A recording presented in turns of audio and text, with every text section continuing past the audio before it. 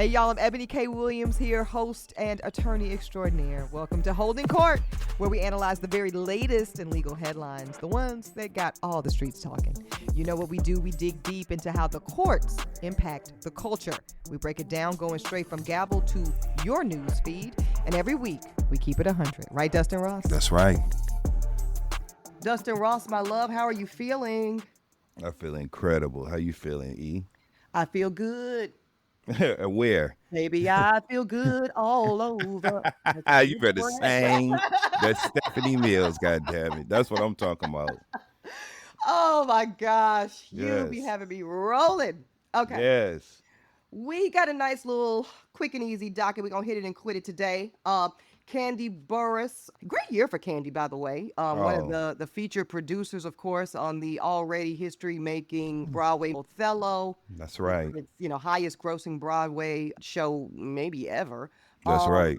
She's never looked better, certainly. I don't know. I think she working with, I know it's not LaRoche. She's working with what? No, she's working with Daniel Hawkins. Daniel Hawkins. I was going to say, okay. He was responsible for creating all of Fantasia's looks during award season for the Color Purple Press. Color Purple.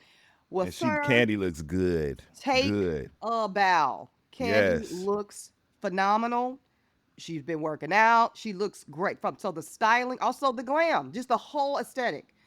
She looks incredible. She has never looked better in her entire career, including the early Escape days. Okay. Yep. So shout out to that elevation. That's how you do it. That is how you do it. What is not how you do it is the situation with Miss Burruss and the restaurateur of it all. We will get into it specifically. I know y'all are probably seeing some headlines, and there have been some headlines over the past few years as it relates to Blaze, that's the steakhouse, and also even there were some rumblings around Old Lady Gang, which is under Kandi and Todd's restaurant group. But the very latest is y'all saw recently a lawsuit was filed and Kandi Burruss was named personally as one of the defendants in a lawsuit filed by the landlord. So this is the owner of the space and building that houses Kandi's Blaze Steak and Seafood restaurant in Atlanta, Georgia, of course. So they were suing the group, but also Kandi Burruss in name. We have an update on that. The lawsuit was around back rent and some other things. So we have an update on what's going on with that lawsuit and just kind of where Kandi and the gang, so to speak, stand in terms of the restaurant of it all. And then we want to button up the episode. And I get it. Like, I saw the headline and I was like, whatever. But I get it, Dustin. In this climate, we can take nothing for granted, right? We can take absolutely nothing for granted because that's just what time the fuck it is. Therefore, I totally appreciate and understand jurors pinging Dustin and myself with real concern. E, is this motherfucker Trump going to be elected a third time? Can he run for another 4 years as our president? Can he ultimately serve, sit, function as the United States president for a whopping 12 years? Now, under any other scenario, Dustin, it would be laughable to me. But because we're in uncharted territories, because we are in unprecedented times, it must be addressed. It must be addressed. So we're going to address it right here on Holding Court. That's right. Okay, so with the Kandi of it all, a lawsuit again, y'all, filed by the landlord. So this is the building owner of Kandi's Blaze Steak and Seafood restaurant in Atlanta. Now, this is the latest restaurant venture by Kandi and Todd's restaurant group. The lawsuit is saying that Kandi and Todd owe over $150,000 in back rent, and also that they owe $57,000 in needed repairs to the property. Now, we're not going to get into the litigation of those kind of substantive claims because we don't know enough. This is too early. This lawsuit was filed. Those are purely allegations at this point. We don't know what evidence. We don't know nothing. We don't know no receipts. We don't know nothing. What we do know is that Kandi went on record as to say that she had been named personally in the lawsuit for no other reason than, clout and just to amplify the profile of the lawsuit itself, which legally I would tend to agree with. There was no Mm-hmm. reason to name Kandi Burruss personally in that suit Mm-hmm. when there is a legal entity. That is why we don't do business like this in our personal names. Mm-hmm. You know, very obviously, there is a business entity known as Burruss Tucker Restaurant Group Mm-hmm. that exists for that very reason. That if you got a problem with the business nature, take it up with Burruss Tucker Restaurant Group, That's not it. Kandi Burruss, the individual. Very simple. Now, if Kandi comes and sings at your wedding and you don't like how the shit going down, you Mm-hmm. might be able to name Kandi Burruss in your Right. claim. Because she wasn't serving no food, you That's know? it. But That's it. yes, I agree. So she's been successful. Candy's legal team asked that she be dismissed from the lawsuit in her personal capacity, and that was granted because she should Mm-hmm. have never been named in the first place. But the lawsuit does go on. It continues. The lawsuit itself is not dismissed. It will continue to make its way through the legal process, but only as Burruss Tucker Restaurant Group. Okay, so that is the entity in which Todd and Kandi handle their restaurant business. She's also countersued, though. Kandi has countersued the landlord and is asking that the landlord hold up their side of the repair deal. You know, basically saying, you're talking about what we didn't do, but what about what you didn't do, Mr. Landlord? Mm-hmm. Kandi and Todd, as the tenants of the building, are responsible for most of the repairs on the property during the term of their lease. But as with most landlord tenant, including commercial landlord tenant agreements, foundational issues, things literally related to the slab, the plumbing, the understructure of the Mm-hmm. building itself, that is beyond the scope of the tenant responsibility. That understandably falls on the property owner, the landlord itself, to fix those things. So this kind of sounds like a ping pong. We call these cross claims at this point. Now that Mm-hmm. Kandi has countersued Dustin, where it's a he said, she said. Like y'all are filing suit. Y'all are making claims about what we didn't do, and we're saying we can't do what you're saying we need to do because you haven't done what you need to do. You know. Right. So if you're saying, hey, we need to do this repair, but we're alleging structural problems, plumbing problems, water and sewage problems, this now becomes a ping pong of claims of sorts. Mm. So we shall see, we Interesting. shall see. Yeah, I mean, in these cases, sometimes you see mutual dismissals. Sometimes you see mutual, basically, the judge could say you're both right, in which case Mm-hmm.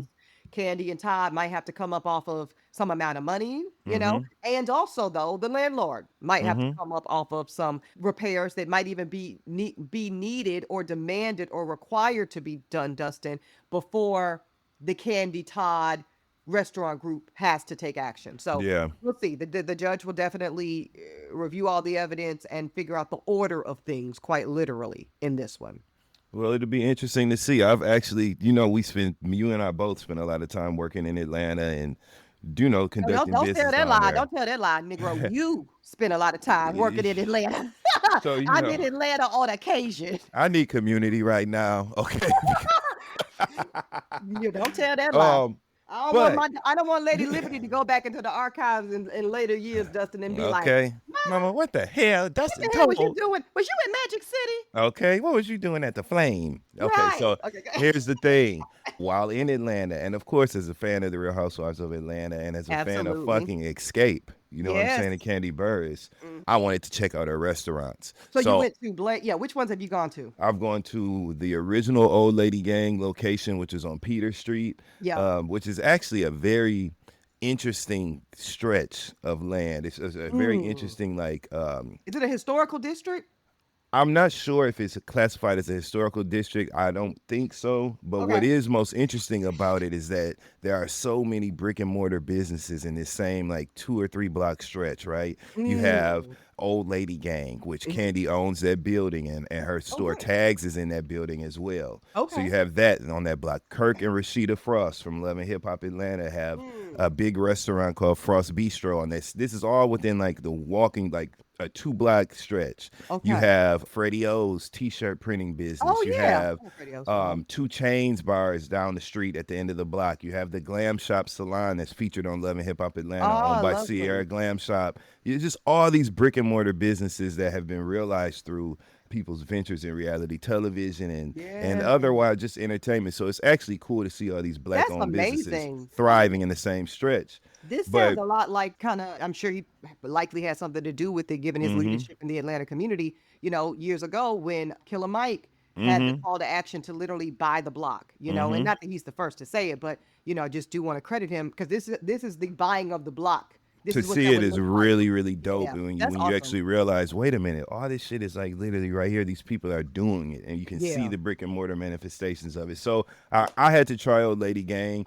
I've heard all the negative talk that people like Tamar Braxton and others have said related Well, to the food and the Tamar, I mean, because experience. which is so biased, so Okay, come on. and what would you rather us do? Eat and watch you using Lipton soup mix on your Shut meat, and doing the shit we do. We from a Right, certain place, but you right. doing it anyway. Enough Uh-huh. about Tamar. I've been to Old Lady Gang several times. I And how actually was the enjoyed my experience? food. Okay, great. I didn't wait an exorbitant amount of time. What'd you My food order? wasn't too salty or too cold. I've had a couple different things. I had shrimp and grits. Okay, They had these fried deviled eggs that were delicious. The salmon bites were good. The okay. catfish was good. The traditional soul sides, like my greens were good. My macaroni and cheese. My food was good. And I had Yeah, a good time in the environment. Old Lady Gang was cool to me.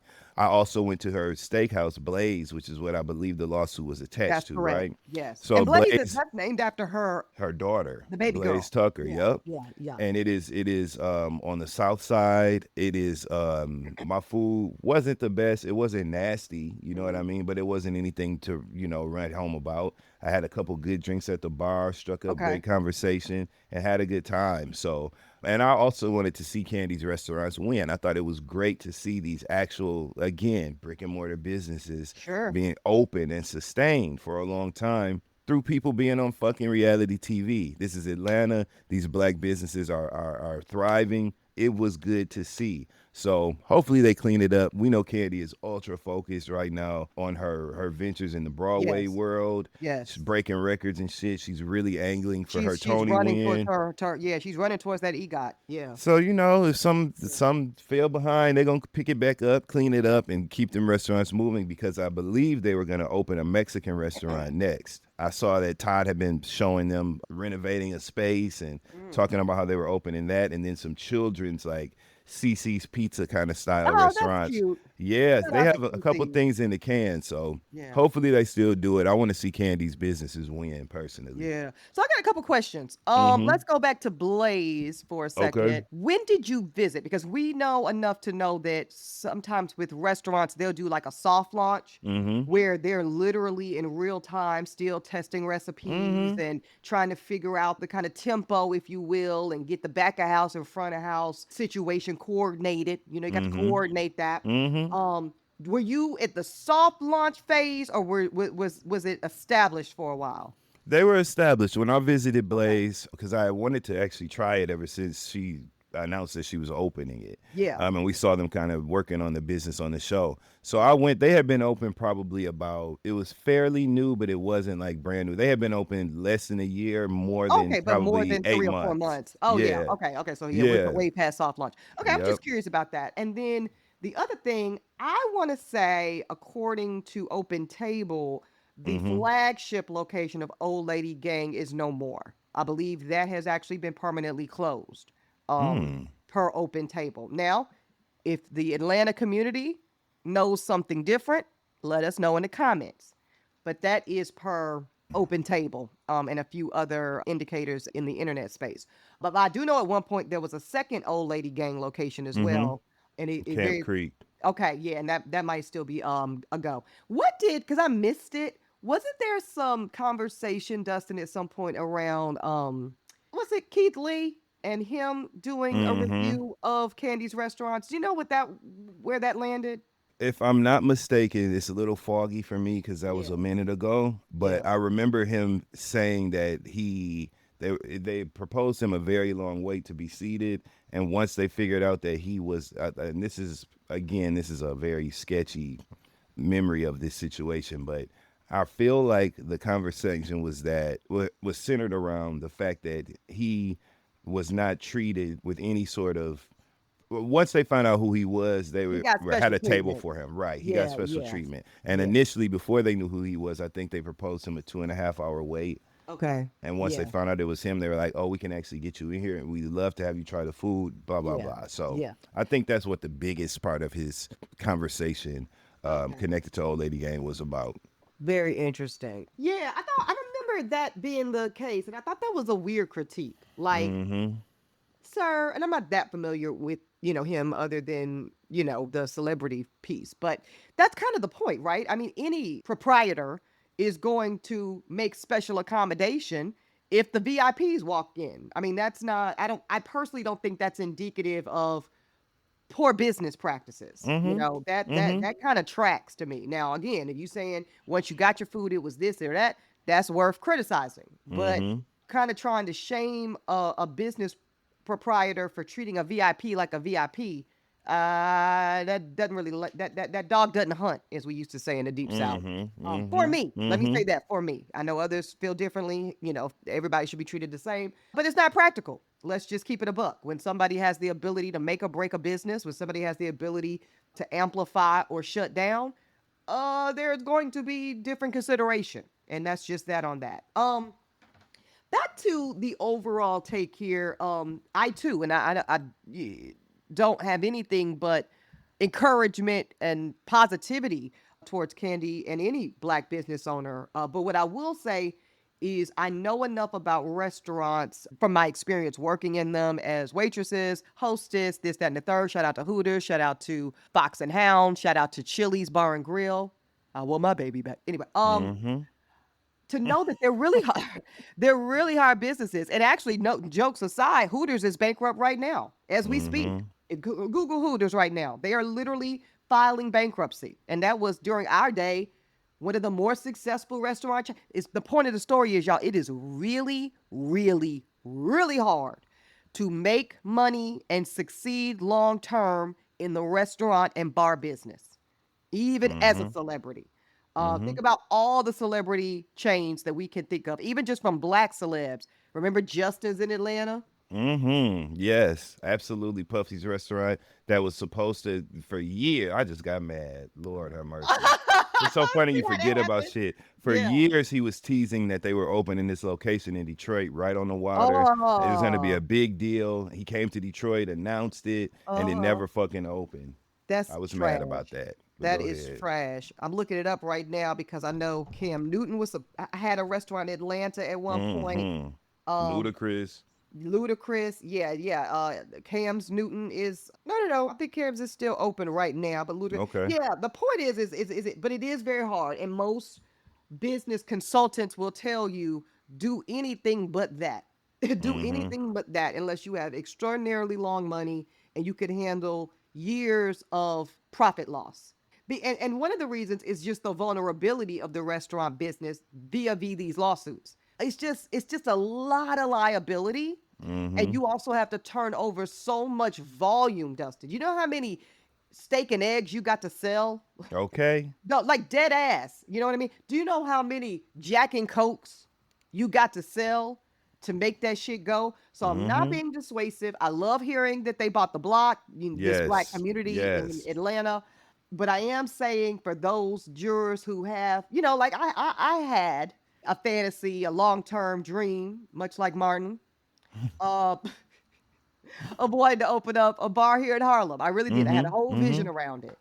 And then I kind of started putting pen to paper, and it just stopped making sense, Dustin. Yeah, It yeah. did. It They did. say it takes years for your shit to turn around, like 3 or 4 years for it to start seeing a profit. Yeah. I, And that's if it lasts that long. So again, I'm not saying never. I'm not saying don't do it, but I'm saying just buckle up. If you or somebody you know is thinking about doing the restaurant thing, the bar thing, buckle up because that is a massive undertaking. And unless you are positioned like Candy and Todd, where you've got long money, you've got us many, many, many, many other ventures that can kind of, like you say, float while we running back to pick up the pieces on this and figure this out and settle the dust over here. But we got this popping, we got that real estate, da da da da da.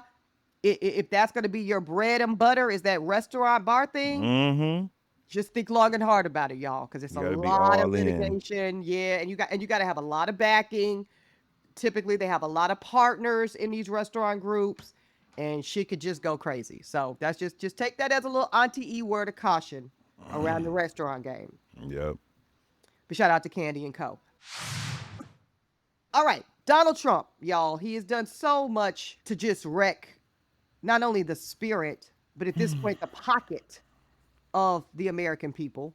And that's not an overstatement. That's not No, hyperbole. you're not As we record exaggerating. this, we woke up to us being on a full-on bear market position, which we have Yep. not been in many, many years. And it affects everybody. So y'all know what time that is. So when he says or even suggests, even in jest, as he claims, that he would be seeking a third term as president, it ain't nothing to laugh at.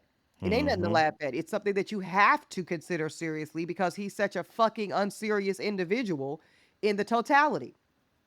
So in recent conversations, he's talked about pursuing that third term. He's talked about he would love to run against Obama in 2028. Put a pin in that. I'm going to get to that in a minute. He's already tried once, we know, to hold on to power in defiance of the United States Constitution. We saw it in 2020, right? We saw it on January 6th when he literally tried to threaten, destroy, intimidate Republican, by the way, elected officials and other officials to robbing Biden and the Democrats of a rightfully won, a fair earned win of the United States presidency. Trump, literally, I'll never forget, he got into it with Brian Kemp down in Georgia. Remember that? Like literally, I mean, y'all, this was the nature of all of those, many of those charges against Donald Trump, right? Yep. Many of those federal charges, election interference and all that shit. This was a Talk real about it. thing, a real thing. And the only reason it's not a real thing today is because he won in 2024. Had he lost this last presidential election, he would still be facing many of those charges. Yep. But instead, because he won, because a lot of y'all motherfuckers didn't do the right, anyway, because he won within just 2 weeks, let me just run down all the ways, not even all, just a handful of the ways in which Donald Trump has already tried to circumvent the Constitution. He has frozen foreign aid programs. He has frozen over $3 trillion in domestic grants and funding. He has tried to dismantle USAID. He has fired at least 17 inspector generals. He's fired many, many, many Democratic members of the National Labor Relations Board. He has fired federal prosecutors. He's also challenged birthright citizenship. Again, that's not even exhaustive. And all of that, y'all, was done just in his first 2 weeks. 2 weeks in 2025. This is what a real legal expert, and when I say real legal expert, somebody who has experience going up against Trump. This is what an attorney, he's also a Republican congressman here in New York, Daniel Goldman had to say. He was lead counsel during Trump's first impeachment. He said, "This is, in my mind, a cumulation of what has already been started, which is a methodical effort to destabilize and undermine our democracy so that he, Trump, can assume much greater power." And that tracks with everything we've been saying every week on this show, y'all, right? Like, he has really worked to undermine Congress. He doesn't give a damn about the federal judiciary. He is, thumbing his nose at their orders left and right. And this tracks with him saying, now he said he was playing when he said he wants to be a dictator, but I don't think he's playing because these actions look very dictator-ish. If it walks like a duck, sounds like a duck, it's a fucking duck. Yep. You know? Yeah. Quack the fuck quack. That's Yeah. what it is. Yeah. So y'all are right to be concerned. His attorney general, who's a real piece of shit, Pam Bondi, Google her if you need to know the backstory, said on Fox News that I wish he could have 20 years as our president, but I do think he's going to be finished after this one. Yeah, sweeping it under the rug. I think he probably won't. I think. Right, acknowledging that circumventing the Constitutional would be a heavy lift, but she didn't say never. She said she didn't say she didn't use anything definitive, Dustin, and I'm glad you're clocking her like that. She didn't say, "Oh my gosh, Mr. President would never." "Oh my gosh, that would fly in the face of the Constitution, which he so respects and reveres." She didn't say nothing like that. Please, he don't give a fuck about that Constitution. He couldn't wait to. All he needed was the access. All he needed was the keys to the fucking building, and once he got that, that's it. It's a wrap. Pam Bondi ain't shit. They've been alluding to him saying fuck the Constitution for so long. Absolutely. He's already been ignoring these federal judges, these judgments from these federal judges. They're literally ignoring them. I want to get to the Obama piece. And Obama been getting on my nerves recently, but I'll get to that in a minute. Mm-hmm. But when Trump says, and he said this on camera, y'all can see it for yourselves, go on the internet. I would love to run against Obama in 2028. That would be great. Y'all do know that's how we got to this moment, right? Y'all do know that's how we got a Trump presidency in 2016. This entire Trump, I truly believe this, Dustin Ross, would still be somewhere pissing on a gold toilet seat in Trump Mm-hmm. Tower, eating some donuts Mm-hmm. Mm-hmm. and cookies Mm-hmm. And sticks of butter. and sticks of Just fried sticks of butter, butter. Just fried eating butter, butter. fried butter. Yeah, Yeah. absolutely. Minding more or less his business, his white business, but for a black man by the name of Barack Hussein Obama Yes, Lord. stepping his black ass, even just his half black ass, by the way, Mm-hmm. Mm-hmm. One cheek. one half of a butt cheek. What is wrong with you? Barack's half of a black butt cheek going and stepping into the Oval Office and serving as the United States president to America for 8 years. Mm-hmm. That existence, that reality, that, that the fact that that happened is so and remains so unconscionable to Donald Trump. And if you think I'm exaggerating this, go back to, I'm not exactly sure what year, but there's a year at the White House Correspondents' Dinner, right?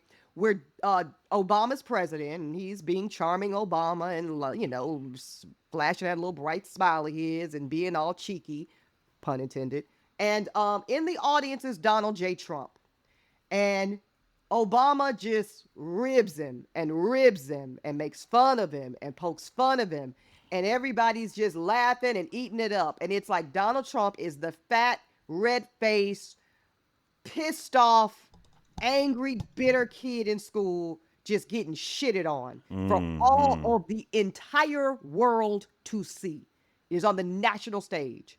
And Mm-hmm. I think in that moment, in that chair, he made a decision that Mm-hmm. I am going to not only run for president, I'm going to win the presidency, I'm going to take it if I have to, and I'm going to keep it for as long as humanly possible. And I think all of this is about his disgust, his unilateral competition with, his obsession with Barack Obama. Damn, that's scary as fuck, and it is literally a harrowing thought to think to realize that the origin of all of this, I do believe that. there are people dead behind this. You know what I'm saying? Literally. There are so many far-reaching. This is bad, and the fact that it's rooted in something This driven is by ego and ego and and it's the anti-blackness of it all. Because if and Barack Hussein racism. Obama Yeah, was just a cool ass white dude, yeah, was a cute white dude, was a swaggy white dude, none of yep. this would be existing. This was the Obama's book was called The Audacity of Hope. This was Mm-hmm. the audacity Of a nigga. of a nigga Mm-hmm.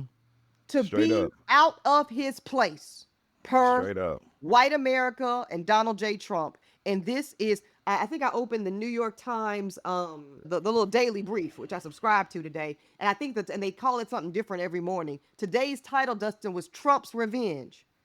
And just the other week on the show, we had to go back and do a good Mm-hmm. old black reference of JD's Revenge. Mm-hmm. Mm-hmm. We are Mm-hmm. experiencing Trump's revenge in real time. And it is rooted in, when people have a revenge mission, it always has an origin story. It might be accumulation of things. I'm not saying Trump didn't always want to be president. We all saw the Oprah interview.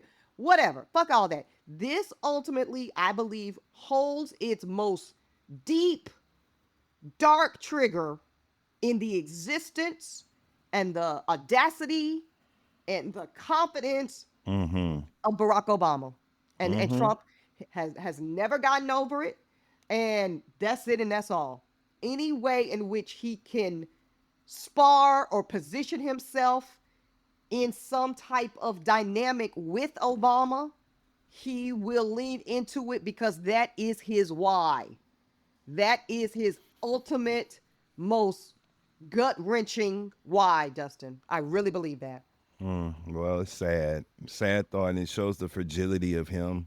It Yep. shows how immature of a man he is and beating his fat coated chest with his fists. You know what I'm saying? I just, it's sad, but that's the plight of a black man in America today. When you do good, they resent you doing well and will Yep. go to great lengths, the greatest of The lengths, the furthest, lengthiest, that deadly link, like you yeah, said. deadly lengths to try to bring harm your way. It's sad and it's scary, but it's the life we live in. And so I have a very no nonsense attitude about disrespect, about racism, homophobia, all the things Yeah. that I face on a daily basis. I have to be that way. I have to have strength in the face of that because this is what's in the background.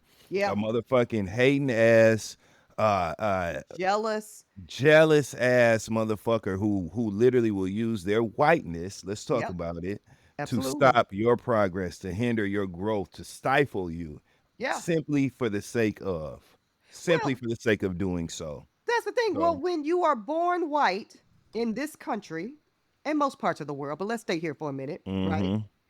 And you have been told, not just in your own family, but in every vertical, media, government, Everyone. public schools, private Mhm. school, pick one. When every vertical says that the default posture of citizenship and dignity and righteousness Yeah. lies and centers whiteness, Yeah. anything that operates outside of that, Dustin Ross, you honestly feel is an inequity. You honestly feel is an injustice, which Yeah. is why we have a climate which people are like, how the fuck did we get here? No, this is how we got here. Where white men, Dustin, are suing schools, Mhm. businesses, housing authorities, pick one, and saying that the denial of their default positioning as on top is discrimination. Yeah. That are saying that, I mean, this is not some phantom white radicalness saying this. This is the United States Supreme Court, rather. The United States Supreme Court said in its decision a few years ago to eliminate affirmative action in higher education that the righting of the wrong, Mhm. known as anti-black, anti-fill-in-the-blank discrimination, the very policy that looked to correct that horrible legacy of American racism Yeah. somehow is now being purported to be discriminatory against white folks. Now Like, see? that's when, right, when you're so tethered and married, Dustin, to a narrative that says white is right, and then America does the very slow and all too little work of just basic baby steps on trying to course correct that shit with things like DE&I, things like affirmative action, things that's just trying to halfway have a little act right. But I'm telling you, Barack Obama and that ascension to that presidency for those 8 years, and just a handful of black folks, the Robert F. Smiths of the world being bit, that has been a step too fucking far. And Mhm. this president and this movement that he has created and sustained is all around turning us Negroes back and Yep. putting us Negroes back into our place, because the audacity of us to think that we deserve or get to exist in this nation that we built for free alongside white folks in a first class citizenship position is more than they are willing to handle. They will Yep. not take it, and they are willing to die for it. Very much They so. are very much so willing to die for it. But here's a little bit of good news before we wrap up. Mhm. Thank God we do have the Constitution. And my God, it's going to take all of us to hold on and fight for dear life that it sustains some level of viability. Because per the U.S. Constitution, no president, no president, no president can serve more than 2 terms. How do we get this term limit? Well, it didn't exist originally. George Mhm. Washington, our first president, did serve 2 terms and said, y'all got it. Then we had a series of presidents. Think about a third term: Ulysses S. Grant, Theodore Roosevelt, Woodrow Wilson. But Franklin D. Roosevelt actually ran for and won a third term. It happened to be during World War II. So he is the only president to serve 3 terms, which is Franklin D. Roosevelt. As such, Congress said, no more of this shit. And they Mhm. went ahead and they passed and ratified what we now have as the 22nd rather amendment to the Constitution. And it says No person shall be elected to the office of president more than twice. Ratified in 1951. So if Trump wants to play around, fuck around, find out, he will have to go toe-to-toe with the 22nd Amendment of the United States Constitution. And I cannot imagine what compelling cause, what compelling argument he or anyone could make to undermine that particular amendment. Well, he better not. Yeah, don't try it. I know. Yeah, I mean, but actually, he probably will try it. He very much so might. 56% of folks polled in this YouGov survey do believe that he will try it, but most do believe he will be unsuccessful. So that's the tea on that, y'all. I do not believe, I really do not, in my legal expert opinion, believe it's a real thing we need to be worried about. However, I understand the concern. That's what I'll say on it. I do understand the concern. That makes me feel better because hearing the idea of him throwing around, you know what I'm saying, a third term so casually, that's scary for motherfuckers like me. Yeah. Because he already has proven in so many instances that he doesn't care about law. Yeah. He don't care about the fucking Constitution. He just wants what he wants. Yeah. He wants to do it just because people say he can't do it. That's it. Because he's operating out of defiance. That is his MO. That is his basic, most predominant mode of operation is defiance. Yeah. Defiance and jealousy. So anyways, let's hold on for dear life to this 22nd Amendment, y'all, because it's probably the last stand between any sense of normalcy and complete and life and death at this point. Let's just get to it. Life and death. You're right. You right. When you right, baby, and you right on that. All right, jurors. Listen, we gonna see y'all. Court will be back in session next time. Y'all know how we do. In the meantime, stay safe. Keep your little pocket constitution on you. I believe in it, which really goes to what Dustin is talking about each and every week, y'all, which is doing what? Reading the terms and conditions of your Constitution this week. That's it. Okay. Holding Court is produced by Uppity Productions. Host and executive producers here, Eboni K. Williams, yours truly, and the Dustin Ross. Executive producer in Dossie, McCraw. We've also got our senior producer, Ashley Hobbs. And follow us on Apple Podcasts, Spotify, and any and everywhere you get your podcast.